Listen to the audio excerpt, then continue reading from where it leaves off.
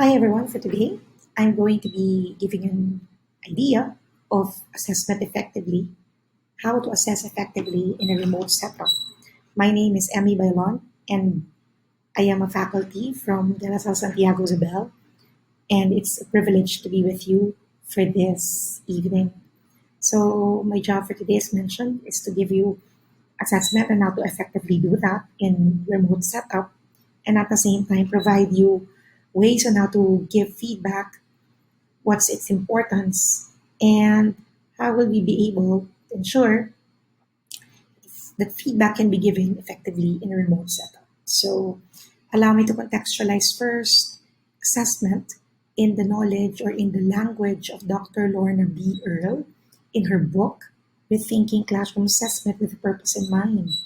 According to Dr. Earle, it is designed to be able to provide evidence of achievement, not only for the students under a ward, but it can also provide feedback, insights to the parents, to other educators, to the students themselves, and sometimes outside groups in the educational institutions, may it be from our colleagues to other educational institutions, about the way students learn with us. So it is essential that we provide assessments so that students would be able to be guided on how they learn knowledge, skills, even values and attitudes that they should know about the topic that we teach them. And according to Dr. Earle, there are three types of assessments that we often introduce to students whenever we measure, we look into the way they learn with us. So it can be through assessment of learning, assessment for learning, and assessment as learning. Allow me to distinguish one from the other.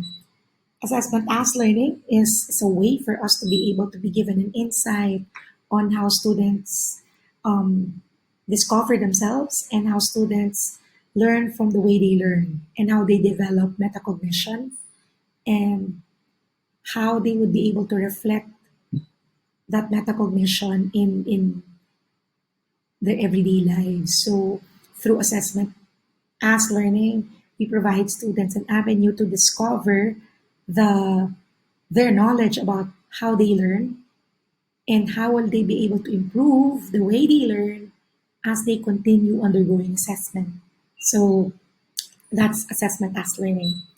Assessment for learning, on the other hand, is an avenue for us to be given ways on how to get as much as data to know how much students know and how much students can perform in a certain skill or content that we present to them so that we could be able to correct their confusion, know their preconception, agree on their preconceptions or correct those preconceptions, and even fill gaps that they might encounter as they go through the teaching learning process.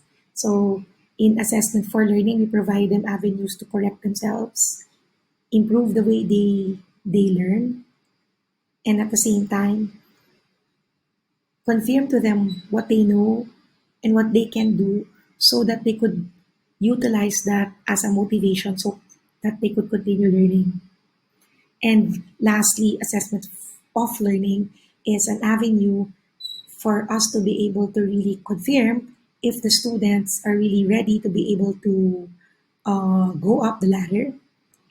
It's the data that we utilize so that we could be able to make decisions so that students can, if students are really ready to go up the ladder, if students are able to really fulfill the competencies that you introduce to them, and at the same time, this is the feedback that we give to the parents specifically in during the time, the course of learning that they underwent with us. So that's assessment of learning. It's important also to give assessments. It's important that our assessments are designed to be able to provide student motivation so that they could be able to continue engagement and achievement in the process of learning. And they're not going to be scared of undergoing assessment because it would allow them to discover themselves, their capabilities, and the things that they lack and improve on those things that they lack by undergoing continuing feedback. So that's how we design a well-conducted assessment. And oftentimes, when we give assessment to our students, we either give it in a formative way or a summative way. So when we talk of formative assessments, oftentimes these are assessments that would provide pieces of evidence that the students are really engaged and participative in your class. So it would demonstrate different ways on how the students are able to progress within your course. And sometimes it looks into the feedback that you gave your students whenever they undergo the learning process with you. And it's an opportunity.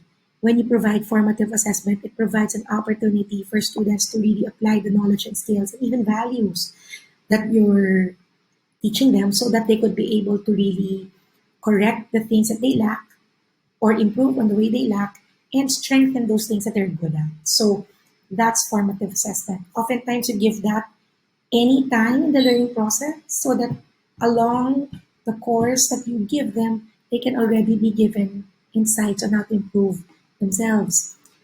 Alongside in a summative assessment, these are according to prioritized standards. So this is given for students to be able to be given a confirmation that they're really learning the competencies or the skills that you're presenting them. It also assesses deepened learning and reinforces skills to develop values that they would need in the future. It could also provide opportunities for students to be able to apply real life situations, real life concepts, so that they could be able to improve life skills and at the same time ensure that they're really ready to face life's challenging moments. And it oftentimes the data that you collect during summative assessment may be utilized in making judgments so that we could be able to really concretize the readiness of the students to be able to go up the ladder or if they need to be given more remediation so that they could be ready to go up the ladder. So that's a difference between formative and summative assessments that we give to students in the teaching learning process. And in remote learning, here are some edtech tools that you can explore on in providing assessments with your students. And oftentimes these edtech tools are focused on providing reviews, polling and surveys for students, and even simple quizzes for formative assessments. So Quizlet, we have Quizlet for online flashcards, even quizzes for that matter. I like quizzes because it provides a self-paced learning, which is focused on the accuracy of answers that you give, that the students will give to you during reviews or even during exit passes for a specific learning that they underwent with you. I like also Poll Everywhere, which you can attach in your presentation files. Through Poll Everywhere, you can provide feedback. You could be given a feedback on feelings, moods, or polls or surveys that are embedded in the presentation files that you're using. So that's some of the edtech tools that I use for assessment formatively. Other tools that I use for providing or for conducting assessments would be forms, either Google Forms or Microsoft Forms, Office Forms, which could be utilized for polls, surveys, reviews, simple quizzes. For self-reflection, I normally utilize some learning management systems or even um, Padlet. Padlet is a very good tool that you can use for you to be able to be provided some insights on how students are reflecting on the ideas that you presented to them. It can also embed certain types of media, whether pictures or music or audio that you want the students to use in expressing themselves. Another tool that I use would be Socrative. It can also be utilized for simple quizzes, polls, and for exit passes. Alongside with Padlet, I love using Flipgrid. Flipgrid is a good tool that would record students' ideas. It would allow students to spontaneously express themselves through video and would be an avenue also to be able to record the ideas that the students are presenting remotely. So those are some of the tools that I am using whenever I conduct assessments formatively or even summatively with students. I'm going to present to you some of the things, some of the insights that I learned as they undergo assessing students remotely. And these are some of the usual questions that I encounter whenever I'm asked about assessments. And oftentimes, I'm often asked, is assessment encouraged online or remote learning? Because we all know for a fact that our own Department of Education already released a mandate that because of the possibility of online cheating, periodical exams or tests um, may be discouraged for some schools. But if there are safety nets like strong learning management systems that are employed by the schools, definitely it can also be encouraged for formative learning or for doing summative assessments as well. In my case, is assessment encouraged in online or remote learning? In my case, definitely. Through online remote assessment, you are given the different avenues for students to be formed, whether in terms of knowledge, attitudes, values, or skills. It also provides an avenues for students to be able to showcase their retrospection and reflection of the process of learning and even the final amount of learning that they underwent with you. So through various edtech tools that I previously mentioned, or through a strong learning management system, definitely a student can still be given online assessments, provided that, again, there's a strong safety net that would ensure the credibility of the assessments that you're giving your students. Alongside, how do we encourage students to provide or promote academic honesty? Again, in my case, it's important that you have a very good learning management system to ensure balance and checks whenever they do assessments. Alongside, it's important also that the institution would have a strong honor code so that the important values of academic honesty, integrity, and credibility can be emphasized to students when they do remote assessments. Again, it's important that we become transparent with our students whenever we do assessments, but it's important also that we become vigilant when we conduct assessments with them. While the attempt is really to, or there would always be a doubt with the kind of assessments we give them, but it is also important that we conduct all these things with them so that they could have that experience of how it is to be able to do assessments remotely. So those are some of my insights about assessing remotely. Here are some of my tips when we do assessments. For me, it's important that it's linked with your course objectives. It's important that you give assessments not only towards the latter part of the course. It's important that within the course, anywhere in the course, anytime in the course, you're providing assessments to your students, which are normally addressing not only lower order thinking questions, but it can also address higher order thinking questions and reflection questions as well. Whenever we formulate questions online, it's important that you phrase them in a manner that's not easily searched in any search engine. It's important that you provide questions that would allow them to express their ideas in a critical and at the same time in a manner that they would be able to personally showcase how much do they learn in a specific topic. It's important also that you provide self-assessment opportunities so that the students would be able to learn from the way they learn. And it's important also that you showcase readiness, endurance, and the aptitude of the students, the leverage of the students whenever they do assessments. It's important that your assessments would not only showcase knowledge, but it should showcase the attitudes and values that would prepare students for lifelong learning. Assign performance tasks as well. It's important also that the performance tasks that you assign to them are not only content based, but it should also be assigned that would allow them to be ready to the reality of the world that they're going to be facing, specifically in situations that would be limiting. Like example, this pandemic would be very limiting for students to learn because they're only confined in their houses, or the only avenue that they would be able to see outside world is through the internet.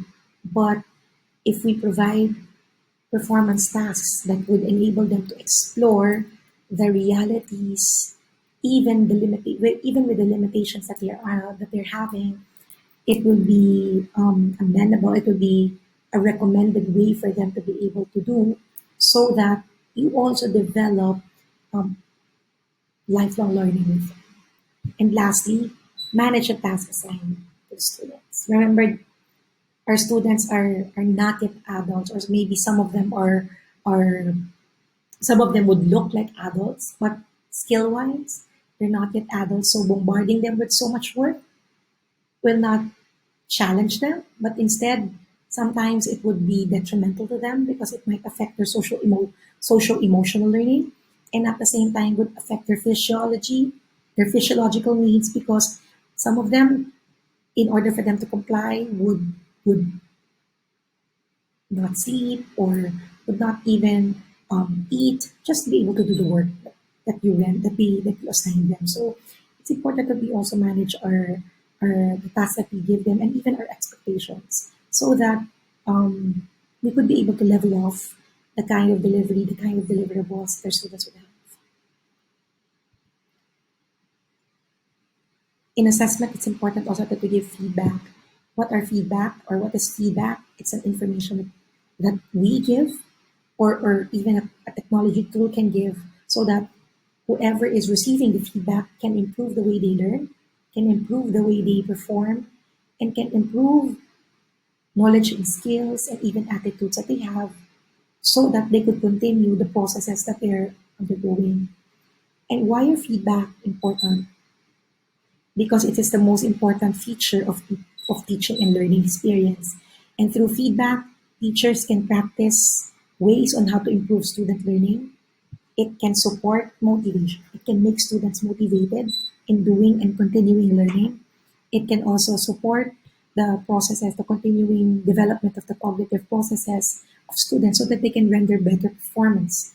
And lastly, through feedback, students can be given an avenue to develop metacognitive skills such as goal setting, task planning, monitoring, and more importantly, retrospection and reflection. So that's feedback and its importance.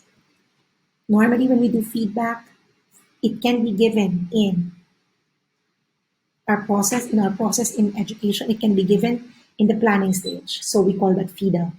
Our administrators can, before we execute our lessons, they give feedback to us. They can already give feedback on how we can improve the way we design our learning, our modules, or even the plans that we created before we even execute it with our students. Feedback is a level wherein we focus on the monitoring and assessment process of the learning, so that we could give insights on learning progression of the students. And lastly, feed forward. Knowing that we monitor student learning, what are the necessary steps that we can make the students take, so that they could continue bettering themselves, or they can improve those things, the not so good things that you gave them in the process of learning, so that we could be able to achieve specific tasks or learning intentions. So these are ways or areas where we give feedback, even with the process design that we have, until until the manner on the ending of our learning process. And normally, feedback can be given in different stages or different levels. It can be given on the task or the final output that the students are presenting to us. It can also be given on the process level, meaning feedback can be given during consultations when students are already in the process of making the outputs that you're giving them. Students can provide those insights with you. And lastly, commendations that you give them through personal feedback or um,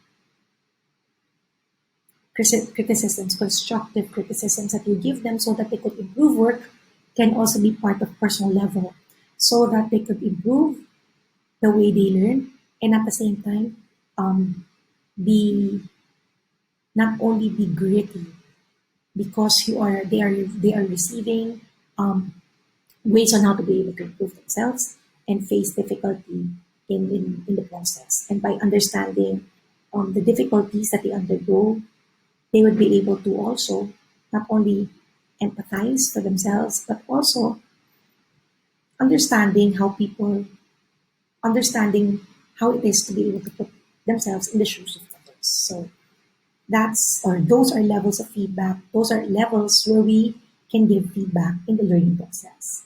So here are some of the tips that I can give you in providing better feedback in an online setup. Yes, feedback matters.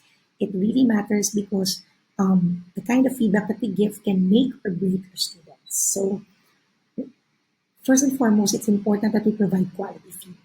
It's important that we um, give feedback to the students. And how do we give quality feedback? It's important that we really try our best to reduce the number of pieces of work that we assess or that we give to the students so that we could really prioritize what exactly matters to us in the process of learning so that the students would be able to be concretize what exactly is of great importance when we give them feedback. Important also for teachers to be able to automate the processes that we do so that we could devote more of our time to giving feedback. It's important also that we provide descriptive feedback. And how do we give descriptive feedback? Focus on the rubrics that we present. When we give feedback, it's important that we explain to students what exactly do they do well and what exactly do they need to improve on so that they could be able to be enlightened on those things that they failed to present and so that they could be able to prevent it from happening in the future and at the same time phrase it in such a manner that it's really linked towards the phrase it in such a manner that's linked to the rubrics that you give so that it will be more unbiased. Focus on the feedback that can challenge your students. So do not only give them, as mentioned, focus on providing them feedback that raises higher order thinking. Again, which are not the questions that are given to them are not often um, possible to be searched online. It has to be geared towards sharing their personal experiences. It has to be geared towards empathizing on socially relevant issues or even important core values that we wanted them to exemplify on so that they could do reflections and retrospections on the way. Consider students' affective beliefs. Um, while it is important that we give feedback to the students, but the kind of words that we use when we give feedback may also affect the way we handle our students. So it's important that we make or break them. Meaning, the kind of words that we give them can make or break them. So we have to be very sensitive with the words that we release, that we give our students. Otherwise, they will not trust us. We will lose our rapport with them, and they will be less motivated in doing the work that we give them. It's important also that we enhance feedback, specifically to boost motivation. In line with number five, try your very best to also provide personal feedback so that the students will be more encouraged in doing work. Create an environment where feedback is welcome. Create an environment where students are given the idea or the avenue for them to be able to express themselves. Peer feedback. It's important that you provide them avenues to do peer feedback so that you could welcome errors, corrective mechanisms to improve themselves, even not only from your level as a teacher, but even colleagues wise, students themselves. By doing so, you can also provide them commendations for the good work that they do.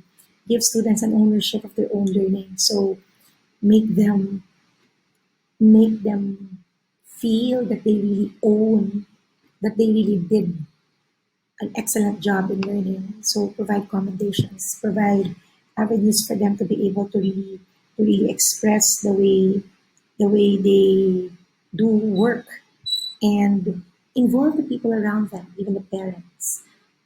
It's good also that you tell the parents what the students are good at and what are the things that the students need to improve on, so that the students would be able to be assisted by their parents as they undergo online learning with you and them as well, and allow the students to understand the difficulty that they're undergoing. Otherwise, we will just be creating an avenue that our students are very onion skinned. When they receive feedback, they easily get hurt. When feedback is meant to develop them, to make them become more confident, and to make them better versions of themselves.